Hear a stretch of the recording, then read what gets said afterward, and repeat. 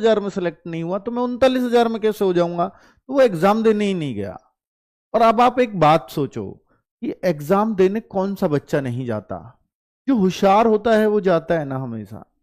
वो कभी छोड़ेगा क्या एग्जाम? भाई उसको अपनी संभावना हमेशा मिलती है, वो हमेशा आसान्वित होता है। बच्चा वही एग्जाम छोड़ता है जो थोड़ा मीडियोकर स्टूडेंट है, ये आपको बात माननी ही पड़ेगी। जो एवरेज स्टूडेंट है वही एग्जाम छोड़ने का प्रयास करता है, वही मानता है कि मेरा नहीं होगा। उनमें से हो सकता है जिन्होंने एग्जाम छोड़ा हो, उनमें से कुछ बच्चे हो सकता है सिलेक्ट भी हो जाते, कुछ हो जाते, पर अब वो नहीं हो पाएंगे क्योंकि वो एब्सेंट हो चुके हैं। बस उसकी वजह से कट ऑफ पे असर आएगा, पर उनकी संख्या बहुत ज्यादा नहीं होगी। ठीक है, पर फिर भी मैं ये वीडियो बना रहा हूं क्योंकि ये बच्चों के मन में आ रहा है। जैसे ही मैंने ये व्हाट्सएप चैनल रोजगार विद अंकित पे आज सुबह शेयर किया, बहुत सारे बच्चों के अब ये आसान्वित हो गए कि सर अब तो मेरा भी नंबर आ जाएगा, बच्चे ही नहीं बैठे एग्जाम में। और बात सही है, मात्र 47% एसएससी जीडी एग्जाम में मात्र 47% प्रेजेंट रहा है, जो कि एकदम हतप्रभ कर देने वाला। ये 60% से ज्यादा प्रेजेंट होने वाले बच्चे हैं, ये 47 कैसे हो सकते हैं? तो ये डिमोटिवेट हुए हैं पिछली बार की हाई कट ऑफ से, तो ये उसका रीजन रहा है। हालांकि मैं ये कहूंगा कि बहुत कमजोर बच्चा भी कभी एग्जाम नहीं छोड़ता, क्योंकि उसको पता ही नहीं होता तेरा आएगा भी या नहीं, उसको एग्जाम देना है बस। और बहुत होशियार बच्चा भी एग्जाम नहीं छोड़ता, बस ये बीच की उठापटक ही एग्जाम छोड़ती है। जो बच्चा अपना थोड़ा एनालिसिस करना जानता है वही बच्चा एग्जाम छोड़ता है कि भाई मेरे बस की नहीं है ये, पिछली बार ही ऐसा है। तो वो कंपेयर कौन कर रहा होगा? जिसको अपने थोड़े चांस लग रहे होंगे वही कंपैरिजन भी करता है। ठीक है, तो मैं इन बातों पर वीडियो लेकर के आया हूं और इन पर ही सारे पॉइंट्स फैक्ट्स के साथ रखूंगा। वजह जैसे पद बढ़ेंगे या नहीं, ये भी एक डाउट है ना आप लोगों के अंदर। तो भाई देखो, ये तो बिल्कुल भी अभी किसी तरह का ना तो मुझे अंदर से कोई इनपुट मिला है और ना मैं यहां कोई भी ऐसी वैसी बात करके जाऊंगा। फिलहाल आपके पास 40,000 के अप्रोक्स पद हैं, आप उन्हीं को ही मानो कि भाई यही आपके लिए फाइनल है। ठीक है, 40,000 अप्रोक्स है, बढ़ जाए तो सोने पे सुहागा है। मैंने जो कट ऑफ जारी की थी वो आज की डेट में जो पद है उसके हिसाब से की थी। पद बढ़ गए तो ऑब्वियस सी बात है कि कट ऑफ डाउन आना ही है, लेकिन अब भी कट ऑफ डाउन आएगा, उसका कारण मैं आपको बताऊंगा। तो कट ऑफ जाएगा पिछली बार से कम, ये तो मैं आपको पहले ही कह चुका हूं, और कट ऑफ मैंने लगाई भी और पिछली बार से कम लगाई। और जो आप ये मानिए, और वो उनमें कम से कम 5-7 नंबर का अंतर मैंने किया, लेकिन मैं अभी थोड़ा सा उस अंतर को और बढ़ाऊंगा। और वो कैसे बढ़ाऊंगा? कट ऑफ नहीं बदलूंगा, उसको ही बताऊंगा कि ये आप यहां मान सकते हो। अधिकतर बच्चा घटा है इन राज्यों का, यूपी का, बिहार का और अन्य हिंदी प्रदेश। जैसे राजस्थान का बच्चा काफी कम हुआ है इस बार, यूपी का बच्चा काफी कम हुआ है, बिहार का बच्चा कम हुआ है। इसका कारण है कि इन राज्यों की कट ऑफ बहुत हाई जाती थी, हरियाणा की बहुत हाई जाती थी। हरियाणा का पिछली बार भी बच्चा कम बैठा, इस बार और भी कम बैठा। उन्होंने देख लिया कि यार ये नौकरी तो उतनी हाई फाई है नहीं, और कट ऑफ बिल्कुल इसकी आसमान छू रही है। दूसरा कारण था कि यूपी की भर्ती पैरेलल ही चल रही थी, तो एग्जाम यूपी का भी हो चुका था। अब यूपी का एग्जाम हो गया तो बच्चों को ये उम्मीद ही थी कि यार मेरे 220 है तो मेरे को कौन रोकने वाला है।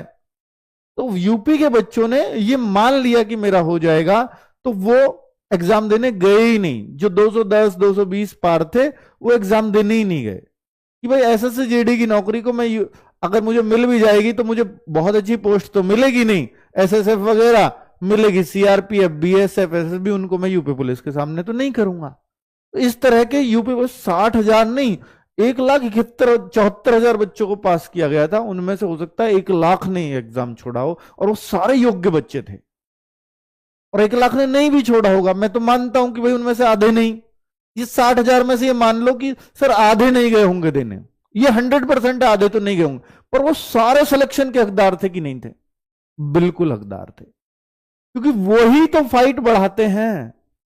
तो ये काम बिहार में भी एक भर्ती बहुत अच्छे से चल रही है। जिन बच्चों का उनमें फिजिकल अच्छा है, बिहार पुलिस का एग्जाम हो गया, एग्जाम का रिजल्ट आ गया, अब जिनका फिजिकल अच्छा है वो सिलेक्ट होते हैं। तो जिनका फिजिकल ऑलरेडी अच्छा है उन बिहार वाले बच्चों ने भी इस एग्जाम को देने नहीं गए, एसएससी जीडी वाले को। तो ये जो परसेंटेज डाउन आया है किसका, प्रेजेंट होने का, मैं आपको दिखाता हूं। देखो ये 2022 में जो भर्ती आई थी उसके अंदर देखो बच्चे 53.59 लाख फॉर्म थे। फॉर्म इस बार भी इतने ही थे, जो बाहरी संख्या है, फॉर्म इस बार भी इतने ही थे, लेकिन इसमें 35,71,000 बच्चा शामिल हुआ। यहां भी करीब 35 लाख शामिल होना चाहिए था उस हिसाब से, लेकिन हुआ यहां 25 लाख है। तो 10 लाख बच्चा कहीं तो डाउन हुआ है, और वो इन्हीं प्रदेशों का हुआ है। ठीक है, इन प्रदेशों से ज्यादा हुआ जिन प्रदेशों की हाई कट ऑफ जाती है। जहां ऑलरेडी लो कट ऑफ है तो वहां बच्चा कट ऑफ को देखकर डिमोटिवेटेड है ही नहीं, तो वो तो उसमें फर्क नहीं आया। मान लीजिए वेस्ट बंगाल में कोई कहने लगे, महाराष्ट्र में कोई कहने लगे, तो वहां कट ऑफ बहुत ज्यादा नहीं घटेगी, घटेगी इन राज्यों में घटेगी। ठीक है, अब आप देखो एसएससी जीडी, अगर मैं इसकी बात करूं कि भाई 2023-24, तो यह फॉर्म थोड़े से कम आए, और लेकिन बच्चों के बैठने का देखो परसेंटेज में भी देखूं तो 66.63% बच्चा बैठा, या 64, लगभग 64% कह सकता हूं, तो 64% बच्चा बैठा, और ये 47-48% बच्चा बैठा है, क्योंकि बहुत कम है। मतलब 50 से नीचे आना तो मतलब ऐसा होता है कि जो 2 साल पहले 3 साल पहले फॉर्म आए हों, उन भर्तियों में ऐसा अक्सर देखने को मिलता है। और जो डिफेंस से रिलेटेड बच्चा है ना, वो कभी इतना डाउन नहीं जाता। 60 से नीचे आना बहुत बड़ी बात होती है, और ये 50 से भी नीचे है ना। तो उसके सबसे बड़े कारण मैंने आपको बता दिया कि यूपी बिहार में भर्तियां चल रही हैं भाई, और यूपी बिहार की जो रेशो में वैकेंसीज थी, मैं आपको दिखाऊं कि 2024 में 4,038 थी, इस बार 3,574 है, तो उतनी कम नहीं है इसके मुकाबले। तो बिहार में भी अगर आप देखोगे तो बिहार में, हाँ बिहार में 4200 थी पहले, और अब 2300, यहां काफी डाउन आया। तो बिहार का बच्चा इसलिए भी डाउन हुआ होगा कि वैकेंसी भी कम है, पेपर भी मुश्किल है। ये पेपर का तो उसे पता ही नहीं था, उसको पता था कि यार मेरे को इस बार कहां होगा। तो भाई मैंने कट ऑफ बताई थी, बट ये आइडिया मेरे को भी नहीं था कि ये 47% पे आ जाएगा प्रेजेंट रेट उस टाइम तक। ये तो ऑफिशियल डेटा था ही नहीं ना, अब है ये आरटीआई के माध्यम से जैसे भी है। तो कुल मिलाकर के बच्चों, ये जो कट ऑफ मैंने जैसे यूपी की बताई, तो ये +-3 बताया, तो अब प्लस का तो कोई मतलब ही नहीं है, तो आप -3 की तरफ चले जाओ उसमें, है ना। तो अब ये जो 130 के आसपास आप ये मान के चलो, यानी जो +-3 है ना, ये प्लस होने का सवाल नहीं लगता अब। देखो बच्चों, कट ऑफ के लिए आप बहुत उम्मीदें करते हो आरडब्ल्यूए से कि सारी बातें फैक्ट्स के साथ मैं ही आपसे करता हूं, ये उम्मीदें आप मुझसे करते हो। तो मेरे को ये भी है कि यार कोई बच्चा इसलिए शायद ऐसा ना हो कि तैयारी ना करे, करने हाई कट ऑफ बता दी, इसमें तो अब होना ही नहीं है, और वो तैयारी छोड़ दे फिजिकल की, और वो फिजिकल में रह जाए। तो इसलिए मैं थोड़ा करेक्शन करने आया हूं, वो इसलिए आया हूं कि 47% प्रेजेंट को देख करके मेरा दिमाग ही हिल गया। तो मन की ये तो फिर फर्क पड़ेगा कट ऑफ पे। भाई ये जो बताया था, ये पिछली बार जितने 60% से प्लस वाले बच्चे मान के ही मैंने ऐसे बताई थी कट ऑफ। मुझे आइडिया नहीं था कि इतना बच्चा डाउन गया है इस बार, ठीक है, उस टाइम बनाते हुए। तो ये आप जो +-3 आप देख रहे हो ना, तो ये +-3 स्पेशली इन हिंदी भाषी राज्यों में फर्क पड़ेगा इस कट ऑफ का, इन राज्यों में। तो ये प्लस की तरफ मत जाना 133 से, या 128 से, या 132 से, माइनस की तरफ आ जाना, बस इतना ही करेक्शन करना चाहूंगा। यानी 130-33 के आसपास ही कट ऑफ लगनी चाहिए, 130 के आसपास। ये भी कट ऑफ है तो इसको -3 करूंगा तो 125 का। और ये बच्चे नॉर्मलाइज्ड मार्क्स हैं, ये भी ध्यान रखना, ये रॉ मार्क्स नहीं है, ये नॉर्मलाइज्ड मार्क्स हैं। इस बार आपके मार्क्स भी अच्छी खासी वृद्धि होगी, वो मैं ऑलरेडी बता चुका हूं किस शिफ्ट में कितने बढ़ेंगे। ये नॉर्मलाइज्ड मार्क्स के हिसाब से कट ऑफ है, ठीक है। तो इससे आप अपने आप को अंदाजा लगा सकते हो कि भाई अब जो है हम फिजिकल की तैयारी करें या ना करें, और हो सकता है भाई ये अगर मैं यहां +3 करूं तो इतने में फाइनल हो जाए, ये चांसेस भी रहेंगे, ठीक है। और मैं आपको बताऊं कि भाई कुछ बच्चों के मन में है कि सर रिजल्ट कब तक आ जाएगा। तो रिजल्ट के लिए मैं फिर पिछले डेटा पे जाऊंगा, रिलाई करूंगा कि भाई देखो कुछ, क्योंकि देखो ये डेट तो मुझे भी एसएससी ने नहीं बताई है, तो मैं किससे ये एनालिसिस करूंगा कि भाई ये कब आएगा रिजल्ट? पिछली बार से। अब पिछली बार से अगर मैं देखूं तो भाई देखो यहां 10 जुलाई को आया था रिजल्ट फिजिकल का। एग्जाम इन्होंने मार्च में करा लिया था, 30 मार्च को एक एग्जाम कैंसिल हुआ था, तो 30 मार्च को वो हुआ था बस। पर ये यहां था इलेक्शन, तो इसलिए इससे तुलना करनी बेकार है, क्योंकि 2024 में इलेक्शन आ गया था सेंट्रल वाला, मोदी जी वाला। तो भाई उससे तो अभी छोड़ दो, तो इस वाली से कंपैरिजन बेकार है। अब हमारा कंपैरिजन बनता है ऊपर वाले से, और ये सबसे तेज होने वाली भर्ती थी एसएससी जीडी की, तो भाई इससे तेज तो मुश्किल ही है। तो आप इससे कंपैरिजन कर लो, और इससे कम बच्चे हैं यहां, भाई इसमें तो बच्चे बैठे थे 63%, इसमें बच्चे भी कम बैठे हैं, यानी ये करीब पिछली बार 35 लाख, तो यहां 25 लाख, तो बच्चे कम है तो जल्दी ही काम हो जाना चाहिए ना। ठीक है, तो अब हम इससे कंपैरिजन करें तो ये 10 जनवरी से 14 फरवरी एग्जाम चला, तो इस बार 25 फरवरी तक चला, यानी 10-11 दिन और आगे। तो इसका जो रिजल्ट आया था ना फिजिकल के लिए, वो 8 अप्रैल को आया था, और अब आपका 8 अप्रैल नजदीक है। लेकिन यह भी ध्यान रखना, ये 11 दिन बाद एग्जाम खत्म हुए थे पिछली बार से। तो अगर मैं मैक्स टू मैक्स भी कहने लगूं कि अप्रैल में भी गए, कोशिश ये भी हो सकती है कि 31 मार्च से पहले रिजल्ट आ जाए, तो फिर तो कुछ बचा ही नहीं, 2-3 दिन बच रहे हैं।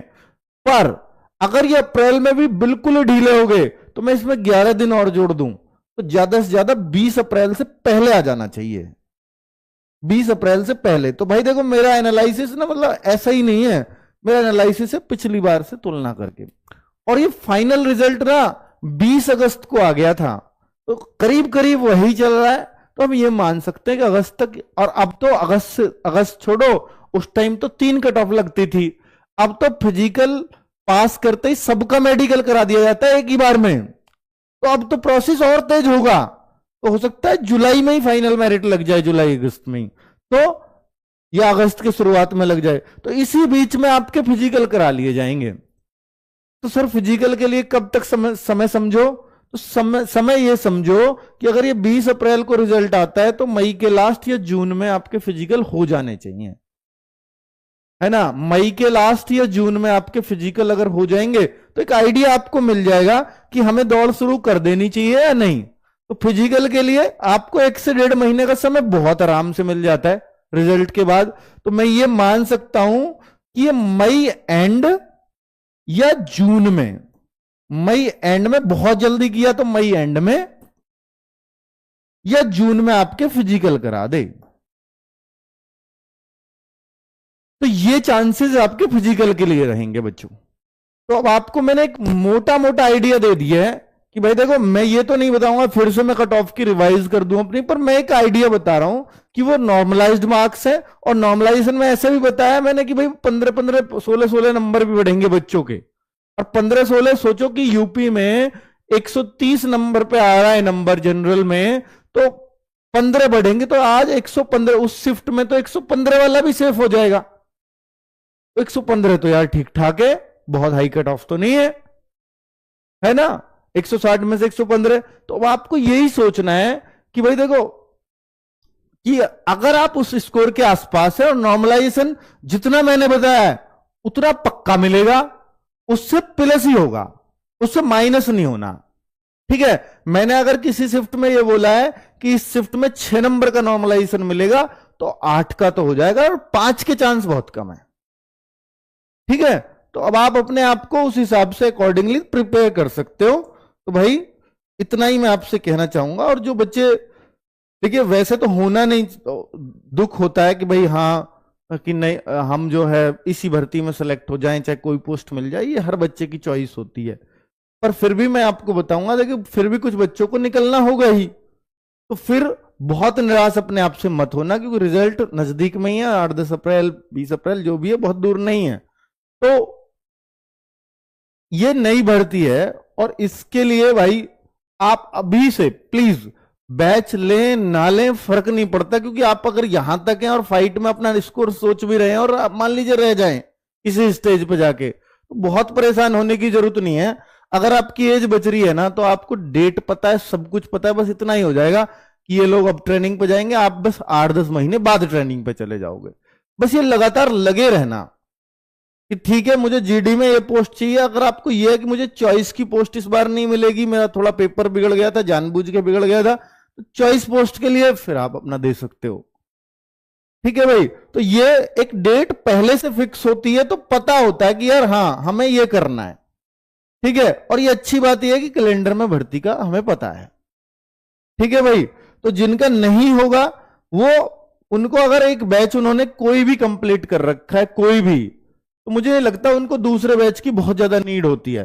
पर वो बच्चा अपने अपने हिसाब से होता है। ऐसा नहीं है कि एक बच्चे का टाइप होता है कि भाई